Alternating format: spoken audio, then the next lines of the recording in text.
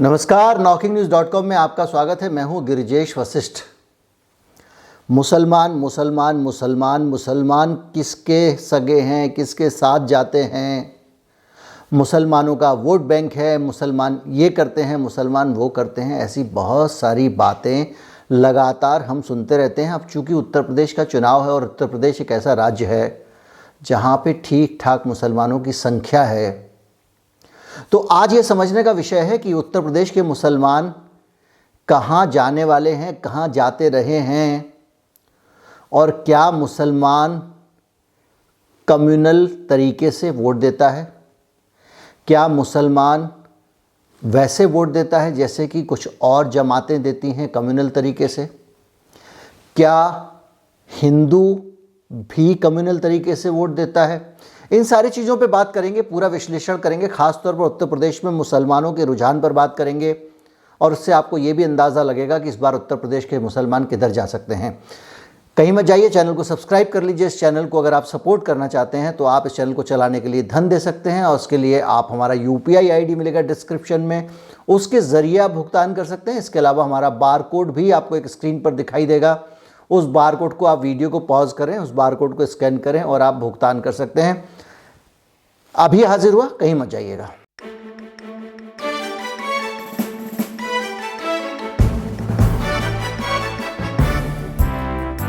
सबसे पहले मैं एक ओवरव्यू बता देता हूं कि उत्तर प्रदेश में मुसलमानों की उत्तर प्रदेश के चुनाव में हैसियत क्या है, मुसलमान कितनी जगहों पर असर डाल सकते हैं, और उसके बाद में मैं आपके पास में आऊँगा कि मुसलमान किस आधार पर वोट देते हैं। इसको समझने की कोशिश करेंगे।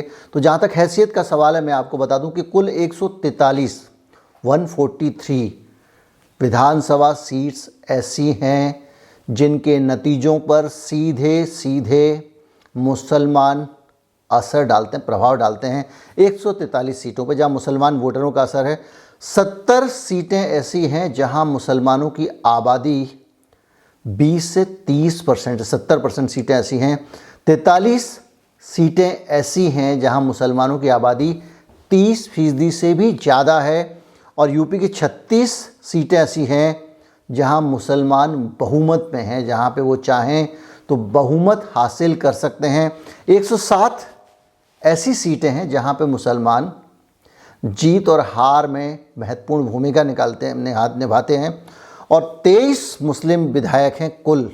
इतनी सारी सीटों पर असर होने के बावजूद मुसलमानों के, यानी मुसलमान जो वोट दे रहा है वो मुसलमान चेहरा देख के नहीं दे रहा है। सबसे ज़्यादा मुसलमान 2012 में अखिलेश यादव की सरकार में 68 मुसलमान विधायक थे उस दौरान। उससे पहले 2002 में जब मायावती मुख्यमंत्री बनी बीजेपी के समर्थन से, तब 64 के करीब विधायक मुसलमान थे। इसके अलावा और भी कई मौके आए हैं। 77 में 49 मुसलमान जीते थे, 2007 में 54 मुसलमान जीते थे। लेकिन जिस तरह से उनका असर है जितनी सीटों पर, आप ऐसे समझें कि मुसलमान उलटफेर करने की हालत में जिन सीटों पर हैं, उन सीटों पर अगर वो मुसलमान कैंडिडेट भी लड़ाएं तो 100-150 कैंडिडेट मुसलमान चुनाव जीतकर विधानसभा में आ सकते हैं। अब इसका क्या मतलब निकाला जाए, इसको थोड़ा सा और समझ के आसानी से आगे बढ़ते हैं इस वीडियो में।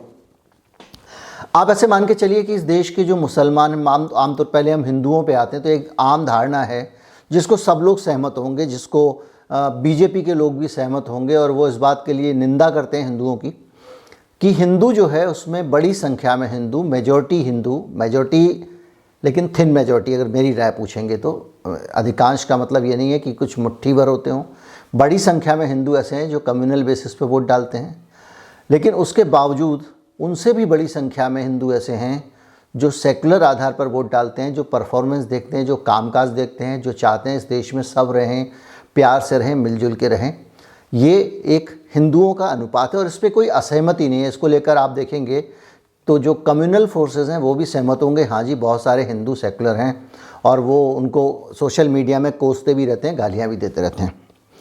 वहीं इसके दूसरी तरफ अगर आप यही सेम सवाल मुसलमानों के बारे में पूछें कि हिंदुस्तान के जो मुसलमान हैं वो क्या कम्युनल हैं, क्या वो धर्म के आधार पर वोट डालते हैं, तो हो सकता है कि इस पे डिवाइड हाउस हो जाए। कुछ लोग कहें कि मुसलमान, नाजी मुसलमान तो वोट बैंक हैं, वो तो किसी एक पार्टी को वोट दे देते हैं जो उनके लिए काम करती है वगैरह वगैरह। लेकिन मुसलमानों का इतिहास क्या है, इसको अगर आप समझें, पैटर्न को समझें, तो आप इस नतीजे पर पहुंचेंगे कि हिंदुस्तान का मुसलमान जो वोट देता है वो वोट शांति के लिए देता है, और उससे भी ज़्यादा उसका जो वोट होता है वो इस बात के लिए होता है कि मुसलमान को इस देश में सेकुलरिज्म चाहिए, मुसलमान इस देश में धर्मनिरपेक्षता चाहता है।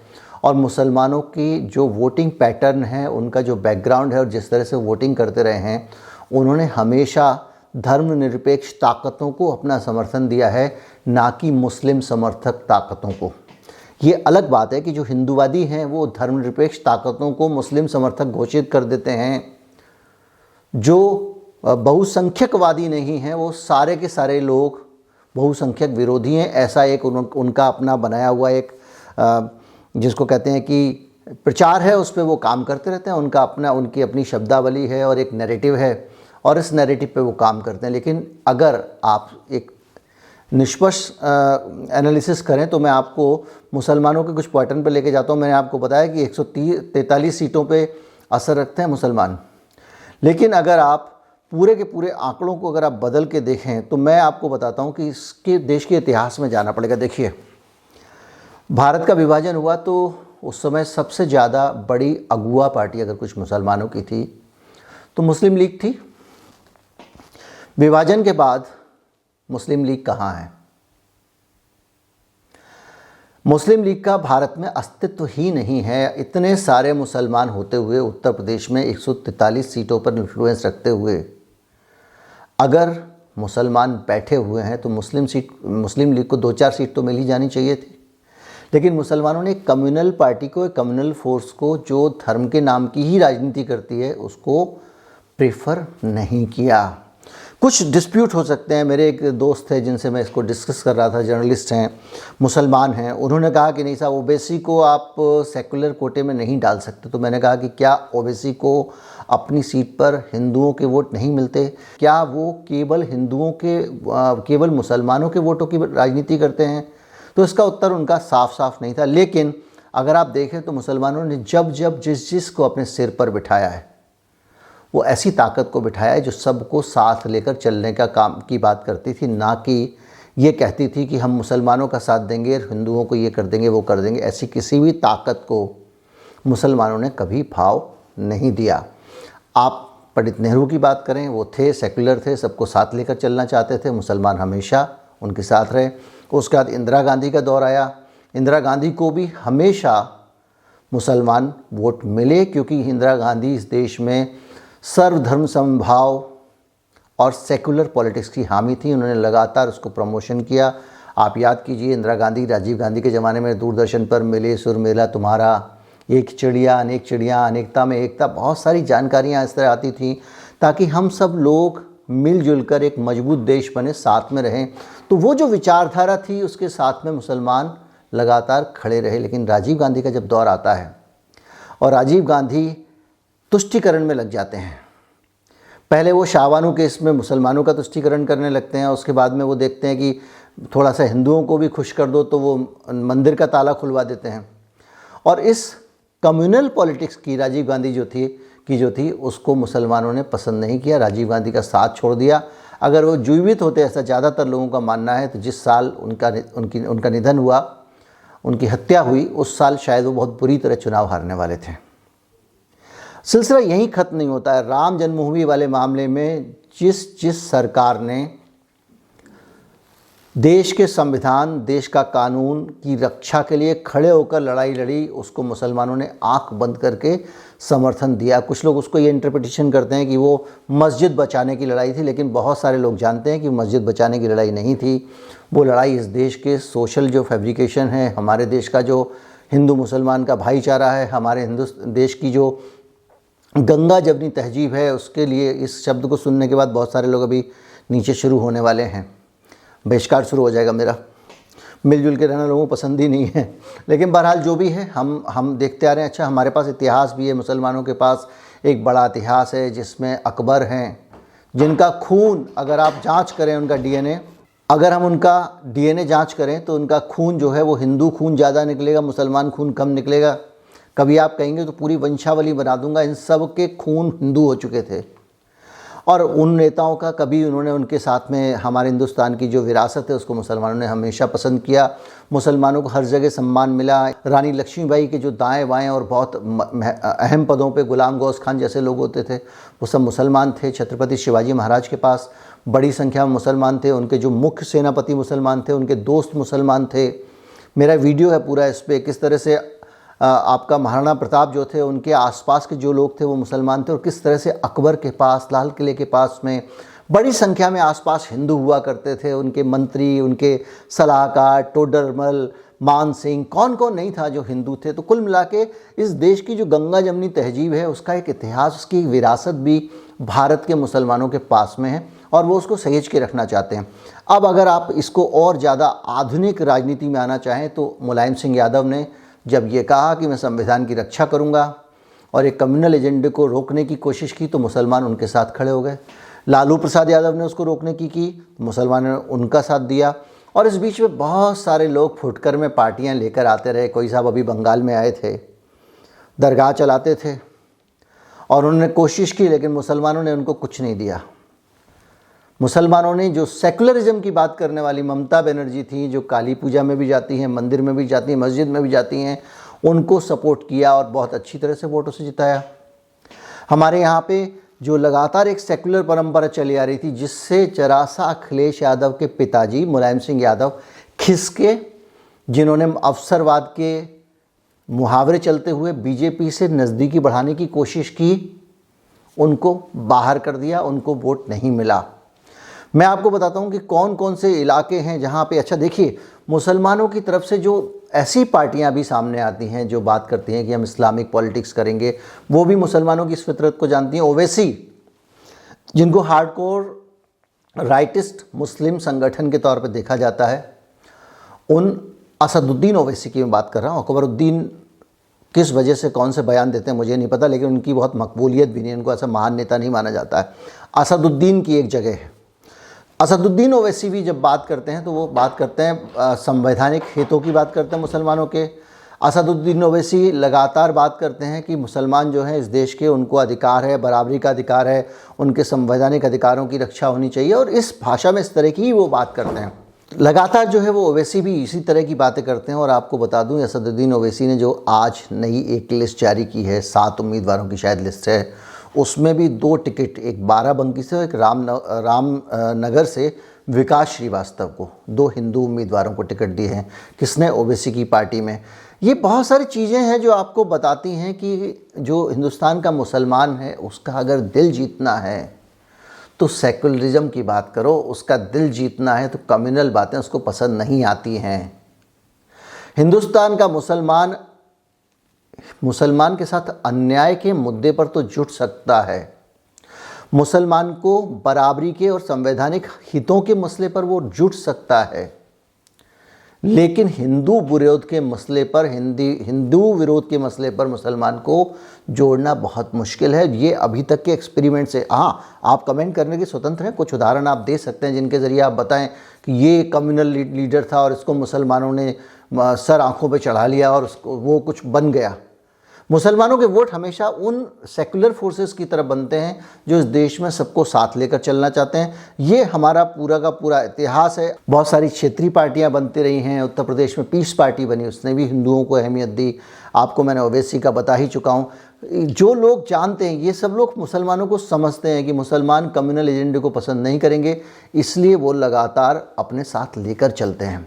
जो 80-20 का मुहावरा है योगी आदित्यनाथ जी का, वो मुहावरा भी बहुत ख़तरनाक मुहावरा है और बीजेपी जानती है कि उस मुहावरे से क्या नुकसान होने वाला है। इसलिए वो जो डायलॉग था वो योगी जी बोल के चले गए, बीजेपी ने उस डायलॉग को नहीं उठाया, क्योंकि उनको पता है कि इस मसले पर हिंदुओं का भी उनको साथ नहीं मिलने वाला। मैं आपको बताता हूँ कि कितने सारे मुसलमान लगातार चुने गए हैं उत्तर प्रदेश में, और उनमें से आप गिनती के 5 भी चेहरे नहीं याद कर पाएंगे जिन्होंने सदन में चुने जाने के बाद कुछ कम्युनल बयान दिए हों, कुछ आग लगाऊ भड़काऊ बयान दिए हों, जैसे योगी जी देते रहते हैं, जैसे और हिंदूवादी नेता देते रहते हैं। जैसे हिंदूवादी आज तो पावर में है तो हो सकता है कहीं कि भाई इन्होंने सिट्टी पुट्टी गुम कर दी है, टाइट कर दिया है, लेकिन आप इतिहास बहुत बड़ा है। उस पूरे इतिहास में जितने लोग चुने गए हैं, मैं आपको बताता हूं कि उत्तर प्रदेश की विधानसभा में कितने लोग चुने गए। लगातार 51-52 के चुनाव में 41 विधायक चुने गए थे मुसलमानों के। 57 में 37, 62 में 30, 67 में 23, 69 में 29, 74 में 25, 77 में 49, 91 में 12, 93 में 28, 1996 में 38, 2002 में 64 विधायक मुसलमान चुन के आए। इसके अलावा 2007 में 54 विधायक चुन के आए, 2012 में 68 चुन के आए और अभी भी 23 विधायक उत्तर प्रदेश की विधानसभा में हैं। इतने सारे मुस्लिम विधायक चुन के गए हैं, उसके बावजूद सदन में कभी कोई मुसलमानों को प्रिविलेज देने की मांग नहीं उठी होगी। अपने अधिकारों के संरक्षण और सर्वधर्म समभाव, सबको साथ मिलकर चलना चाहिए, इस मसले पर ही बात हुई है। ये हिंदुस्तान के मुसलमान का एक कैरेक्टर है और मैं कहूँगा कि मुसलमान का नहीं है। अगर इसी तरह का एनालिसिस मैं हिंदुओं का भी करूँ तो बहुमत में हिंदुस्तान के हिंदुओं का भी ये कैरेक्टर है कि जो लोग सबको साथ लेके चलने की बात करते हैं उन्हीं को वोट मिलता है। जो लोग सबको साथ लेकर नहीं चलते हैं उनको जनता साथ लेकर नहीं चलती है। ये हो सकता है भावनात्मक मुद्दे भड़का दे, कोई आपको डरा दे, जैसे वो वहाँ पे आतंकवादी लोग कहते हैं इस्लाम खतरे में, यहाँ कुछ लोग कहते हैं कि हिंदू धर्म खतरे में है। तो इस तरह की चीज़ों से कोई आपको इनसिक्योर कर दे, कोई आपके व्हाट्सएप पे झूठा डाटा भेज दे कि बहुमत में हो जाएंगे, ज़्यादा हो जाएंगे तो इस्लामिक देश बना देंगे। मेरा एक वीडियो है जिसमें मैंने बताया कौन सा देश हिंदू राष्ट्र बना, कौन सा देश नहीं बना, माफ़ कीजिएगा, कौन सा देश इस्लामिक देश बन गया। 93, 90, 87, 80, 85% वाले देश जहाँ पे इतनी मुसलमान आबादी है वो मुस्लिम राष्ट्र नहीं बने हैं। ये इस धरती पे आज भी मौजूद हैं और बहुत सारे मुस्लिम राष्ट्र जो 93-96% वाले थे उन्होंने सेकुलरिज्म को अपनाया है। शरिया लॉ मुश्किल से 4-6 देशों में ही कट्टरता के साथ चलता है और नरमी के साथ भी आधे देशों में भी नहीं चलता है। तो इस तरह की चीज़ें जो है वो आपके सामने फैलाई जाती हैं, आबादी बढ़ रही है, ये हो रहा है, फला कर देते हैं, ये कर देते हैं, वो सब चीज़ें अलग हैं। लेकिन अगर आप ग्राउंड पे देखें, सचमुच का अगर कैरेक्टर देखें, क्योंकि इस चुनाव के टाइम पे ही समझाना लोगों को ज़रूरी है, क्योंकि आप अपने पाँव पे कुल्हाड़ी मारते हैं। नेता लोग चुनाव के टाइम पे अलग हो जाते हैं, बाकी समय में अलग रहते हैं, लेकिन जब बाकी समय में भी नेता लोग घिसी पीटी और गलत हरकतें करने लगते हैं तो हमारे लिए चिंता की बात बनती है। याद कीजिए, दिल्ली चुनाव से पहले देश के गद्दारों को गोली मारो, साहिब सिंह वर्मा के बेटे प्रवेश वर्मा क्या क्या भड़काऊ बयान दे रहे थे, बलात्कार से लेके हत्या से लेके सारी बातों के इल्ज़ाम लगा रहे थे, उसके बाद चुप बैठ गए। तो इसी तरह से उत्तर प्रदेश का चुनाव भी आ रहा है तो भड़केंगे। लेकिन मेरा जो अपना विश्लेषण था, मेरी जो अपनी समझ थी, उसके हिसाब से मैंने आपको बताया कि मुसलमान कम्युनल आधार पर वोट नहीं देता। जो सेकुलर फोर्सेज आती हैं आगे उनको वोट देता है, और अगर सेकुलर फोर्सेज भी थोड़ा कम्युनल दिखना शुरू कर देती हैं तो उनसे दूर चला जाता है। आपको बहुत सारे उदाहरण दिए मैंने, बहुत सारे आंकड़े दिए हैं। उम्मीद करता हूँ वीडियो आपको अच्छा लगा होगा।